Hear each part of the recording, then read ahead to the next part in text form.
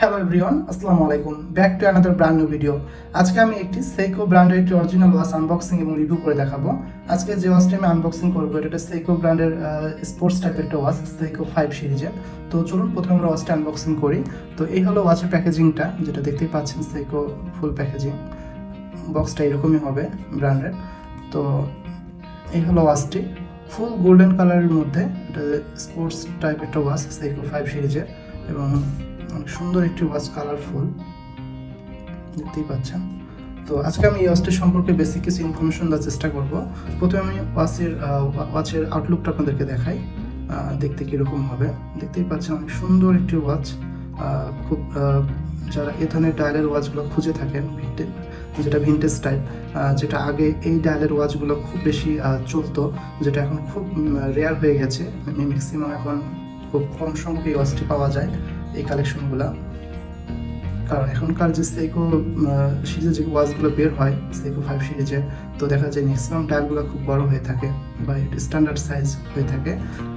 গতানুগতিক যে সাইজগুলো আগে যেরকম বের হতো এই ডায়ালের সাইজটা, সেটা এখন বেশি পাওয়া যাচ্ছে না।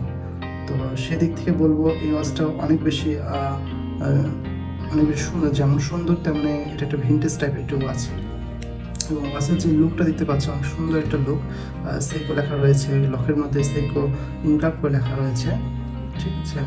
স্টিকার দেওয়া আছে sports, Seiko5 sports made in Japan. এবং যে সাইড বেজেল থেকে শুরু করে বডি সব অনেক সুন্দর একটা কোয়ালিটিফুল একটা ওয়াচ, দেখলেই বোঝা যাচ্ছে। তো আজকে আমি এই ওয়াচের একটু বেসিক ইনফরমেশন আপনাদেরকে দেব। এই ওয়াচে কী কী ফিচার রয়েছে। প্রথমে আমি ওয়াচের মডেল নাম্বারটা আপনাদেরকে বলি। এখানে যে ট্যাগটা দেওয়া আছে, মডেল নাম্বারটা দেওয়া আছে। এই ওয়াচের মডেল নাম্বারটা হচ্ছে SNZB26J1। এটা হচ্ছে ওয়াচের মডেল নাম্বার। আর এখানে ডায়ালের মধ্যে দেখতেই পাচ্ছেন এটা Seiko5 স্পোর্টস সিরিজের একটি ওয়াচ, যেটা দেওয়াই রয়েছে। এবং এই ওয়াচের যে ডায়ালের কালারটা দেখতে পাচ্ছেন, ফুল গোল্ডেন কালারের মধ্যে একটি ওয়াচ। এবং যে ক্রিস্টাল যেটা ডায়াল, এটা যে ফুল স্ক্র্যাচ রেজিস্ট্যান্ট সেমি সেপিয়ার যেটা। আর বেজেল যেটা দেওয়া রয়েছে এই ওয়াচের মধ্যে, এটা কিন্তু ফিক্সড না, এটা কিন্তু ফুল রোটেটিং একটি বেজেল দেওয়া রয়েছে, যেটা এভাবে আপনারা মুভ করতে পারবেন, ঠিক আছে। ম্যাক্সিমাম Seiko5 স্পোর্টস টাইপ ওয়াচগুলোতে এই ধরনের রোটেটিং টাইপ বেজেল ইউজ করা হয়ে থাকে, ঠিক আছে। এবং যে এই ওয়াচের কেস সাইজ যেটা দেওয়া রয়েছে, যেটা আগে বললাম যে ডায়ালটা যেহেতু ছোট এবং ভিনটেজ টাইপ, এটার কেস সাইজ হচ্ছে 40 mm।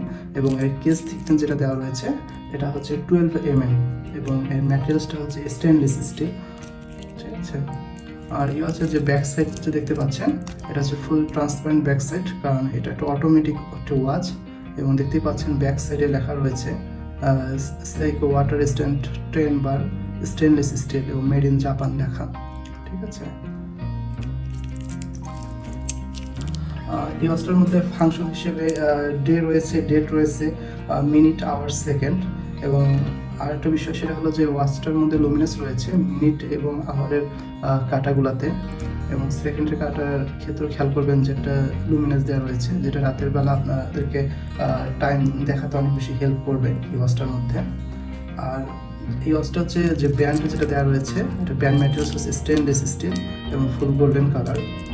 যে ফুল ওয়াচটাই হচ্ছে ফুল গোল্ডেন কালারের মধ্যে, ঠিক আছে। এবং এটার ম্যাটেরিয়ালসটা হচ্ছে স্টেনলেস স্টিল।